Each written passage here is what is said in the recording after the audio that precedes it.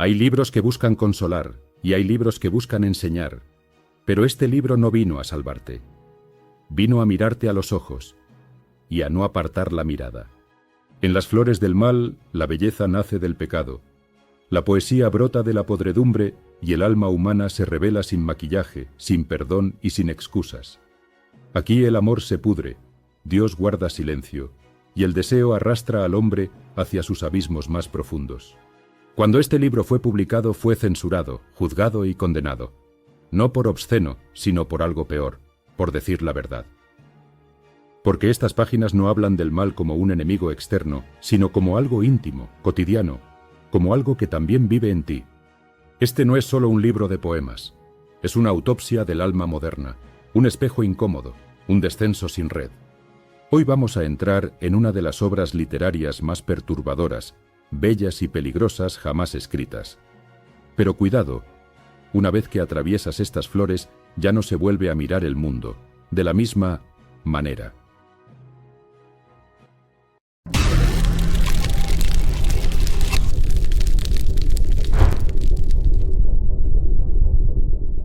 Las flores del mal no es simplemente una colección de versos.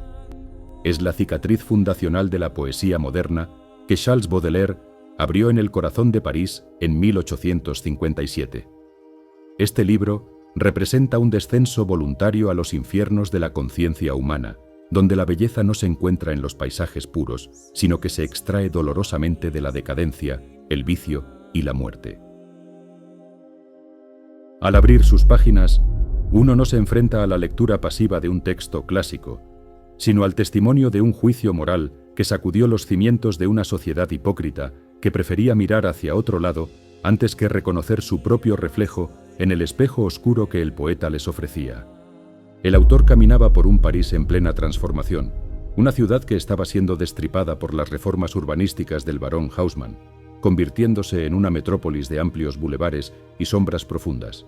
Baudelaire no era un simple observador. Era el alquimista que buscaba transformar el fango de esa urbe en oro poético, sumergiéndose en la multitud anónima para extraer la esencia de la soledad moderna.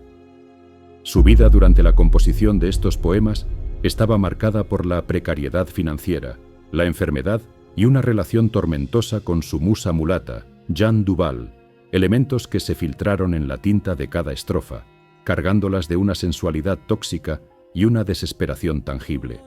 La publicación del libro desató una tormenta inmediata, pues Baudelaire había cometido el pecado imperdonable de ignorar la moralidad burguesa para centrarse en la verdad estética. Los poemas no juzgaban a las prostitutas, a los asesinos ni a los mendigos. Simplemente los retrataban con una dignidad sagrada y terrible, elevando el sufrimiento urbano a la categoría de arte. Sin embargo, esta audacia tenía un precio, y las autoridades francesas, temerosas del poder corrosivo de sus palabras, prepararon la maquinaria legal para silenciar una obra que consideraban un insulto a la decencia pública, sin saber que el juicio solo serviría para inmortalizar lo que intentaban destruir. El Tribunal Correccional del Sena no tardó en citar al poeta, acusándolo de ultraje a la moral pública y a las buenas costumbres, un cargo que lo equiparaba con un criminal común. Baudelaire, vestido con una elegancia sobria pero desgastada, se presentó ante los jueces convencido de que la integridad de su arquitectura poética sería comprendida, pero se encontró frente a un muro de incomprensión conservadora. Se ordenó la supresión de 6 poemas específicos, mutilando la estructura cuidadosamente diseñada del libro, una amputación que el autor vivió como una herida física en su propia carne, pues para él, el volumen no era un mero conjunto de textos, sino un organismo vivo con principio, desarrollo y final. La estructura de la obra es un viaje calculado que comienza con el spleen y el ideal, una sección donde el alma del poeta se debate entre la aspiración a la pureza divina y la pesada atracción del aburrimiento existencial. Aquí se establece el conflicto central de la condición humana moderna, la capacidad de imaginar el paraíso mientras se está irremediablemente encadenado a la realidad material y corruptible. Baudelaire disecciona el hastío, ese monstruo delicado que, según él, tragaría el mundo en un bostezo, presentándolo no como una simple falta de interés, sino como la enfermedad espiritual definitiva de una era que ha perdido su conexión con lo sagrado. A medida que se avanza en la lectura, la ciudad de París emerge como un personaje más, un laberinto de piedra y gas donde los sueños se cruzan con las pesadillas. En la sección Cuadros parisienses, el autor rompe con la tradición romántica que buscaba la belleza en los bosques y las montañas, para encontrarla en los callejones húmedos y en los ojos de los ancianos olvidados. Es una revolución de la mirada. Baudelaire nos enseña a ver lo sublime en lo transitorio, capturando la fugacidad de la vida urbana en instantáneas líricas que congelan el movimiento perpetuo de la metrópolis, revelando que detrás de la fachada del progreso se esconde una profunda melancolía colectiva que nadie se atrevía a nombrar. Pero el descenso no se detiene en las calles. La narrativa del libro empuja al lector hacia el consuelo artificial de los paraísos falsos. En la sección El vino, se explora la embriaguez no como un vicio vulgar, sino como un intento desesperado y fallido de escapar de la prisión del tiempo y del sufrimiento. El alcohol y las drogas aparecen como llaves que abren puertas a otras dimensiones perceptivas, ofreciendo un alivio momentáneo que cobra un peaje brutal al amanecer. Esta búsqueda de la trascendencia química refleja la propia lucha del poeta, quien consumía láudano y hachís para soportar los dolores de la sífilis y la angustia mental, convirtiendo su propio cuerpo en un laboratorio de experiencias extremas. El corazón negro del volumen late en la sección homónima, Las flores del mal, donde el poeta se adentra sin protección en el abismo de las pasiones prohibidas y la destrucción amorosa. Aquí, el erotismo no es una celebración de la vida, sino una danza macabra con la muerte. Las mujeres son vampiros metafísicos y la lujuria es un verdugo que agota la vitalidad del artista.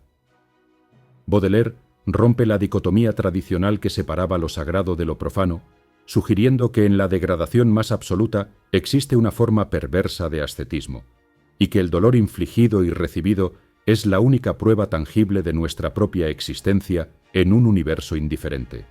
Ante el silencio de Dios y la crueldad de la naturaleza, la voz poética se alza en la sección Rebelión, rechazando la resignación cristiana para abrazar una apostasía desafiante. No es un ateísmo frío, sino un grito furioso contra un creador que permite el sufrimiento de los inocentes. Baudelaire invoca al oscuro no como entidad teológica del mal, sino como el patrón de los desheredados, el príncipe del exilio y la inteligencia derrotada. Esta inversión de valores representa el rechazo definitivo a la esperanza burguesa de redención, prefiriendo el orgullo de la condena eterna antes que la sumisión a una ley divina, que se percibe injusta y tiránica.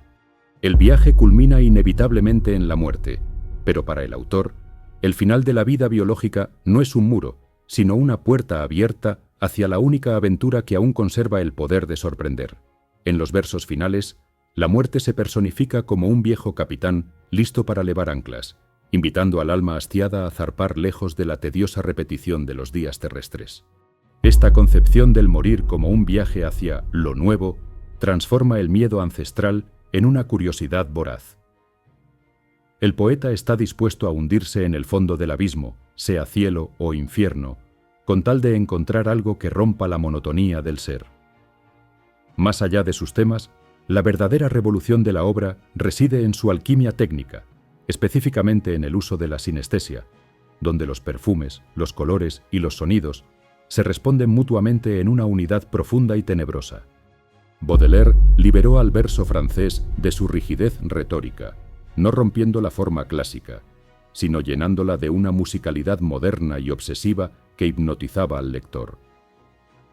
Creó un lenguaje donde el aroma de la podredumbre podía evocarse con la dulzura de un incienso sagrado, obligando a los sentidos del público a experimentar una confusión deliberada que borraba los límites entre lo bello y lo repugnante, redefiniendo para siempre la percepción estética occidental. Sin embargo, el destino del hombre no acompañaría la gloria futura de su creación. Los últimos años de Baudelaire fueron un calvario de afasia y parálisis, atrapado en un cuerpo que se desmoronaba mientras su mente permanecía lúcida y cautiva.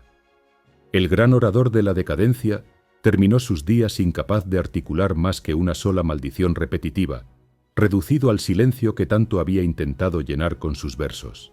Murió en 1867, a los 46 años, en brazos de su madre, dejando un legado legalmente mutilado y una reputación socialmente destruida, sin llegar a ver cómo su libro maldito se convertiría en la Biblia de la modernidad literaria. Tuvieron que pasar casi 100 años, hasta 1949, para que la justicia francesa anulara la sentencia y rehabilitara oficialmente la obra, reconociendo que lo que en 1857 se juzgó como obscenidad era, en realidad, una obra maestra de la introspección humana. Pero el veredicto legal llegó tarde. Las flores ya habían esparcido su polen tóxico y fértil por toda la literatura mundial, engendrando a los simbolistas, a los surrealistas y a cada poeta que, desde entonces, se ha atrevido a mirar en las alcantarillas del alma para encontrar las estrellas. Baudelaire no solo escribió un libro, inventó la sensibilidad del hombre moderno, huérfano de mitos y condenado a buscar la eternidad, en lo efímero. Si estás disfrutando de esta narración, quédate hasta el final del video. Allí podrás entrar al documental completo sobre Charles Baudelaire. Prepárate para conocer al padre de los poetas malditos, al autor de Las flores del mal, un hombre que no solo escribió sobre el dolor, sino que lo convirtió en su hogar. Es una inmersión total en una psique atormentada que encontró en la decadencia de París, la materia prima para crear una belleza tan pura como abrumadora. De las cenizas de su reputación nació el arquetipo del poeta maldito, una figura que dominaría la imaginación cultural durante el siglo siguiente. Baudelaire transformó la imagen del escritor. Ya no era un profeta iluminado por la gracia divina, sino un paria social que escarbaba en la basura para encontrar diamantes. Esta postura ética y estética validó el sufrimiento de generaciones posteriores de artistas, desde los simbolistas franceses hasta las estrellas de rock del siglo XX, quienes encontraron en su figura al primer mártir de la modernidad. Él nos enseñó que el artista no debe servir a la sociedad ni a la moral, sino descender a las profundidades de lo desconocido para traer de vuelta algo nuevo, aunque el precio sea la propia cordura. Inseparable de su obra es la filosofía del dandismo, que el autor elevó a la categoría de religión secular en un mundo que se volvía cada vez más utilitario y feo. Para él, ser un dandy no era una cuestión de ropa cara, sino una disciplina heroica de la mente, una forma de resistencia estoica frente a la vulgaridad democrática y el flujo natural de las cosas. El dandy es el sol poniente, melancólico y magnífico, que se sabe condenado a extinguirse, pero que mantiene su frialdad y su elegancia hasta el último segundo. Es una armadura de belleza, construida para proteger una sensibilidad demasiado aguda, una máscara de hielo sobre un volcán de emociones.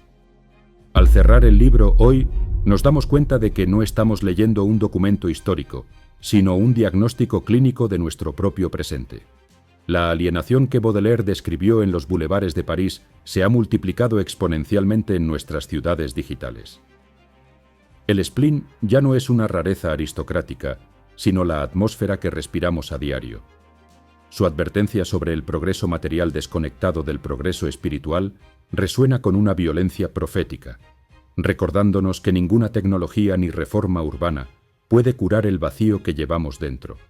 Él vio antes que nadie que la verdadera tragedia del hombre moderno no es sufrir, sino ser incapaz de sentir nada auténtico en medio del ruido constante. La última línea del poema preliminar se dirige directamente a nosotros, rompiendo la cuarta pared con una acusación que atraviesa el tiempo. Hipócrita lector, mi semejante, mi hermano. Con esta frase, Baudelaire destruye la distancia segura entre el observador y la obra, implicándonos en sus crímenes y en sus vicios. No podemos juzgarlo sin juzgarnos a nosotros mismos, porque Las flores del mal es, en última instancia, un espejo implacable donde vemos reflejadas nuestras propias sombras, esas que ocultamos bajo la máscara de la respetabilidad. El libro no busca ser amado, busca ser temido y comprendido, permaneciendo como un monumento de mármol negro que nos desafía a mirar donde nadie quiere mirar.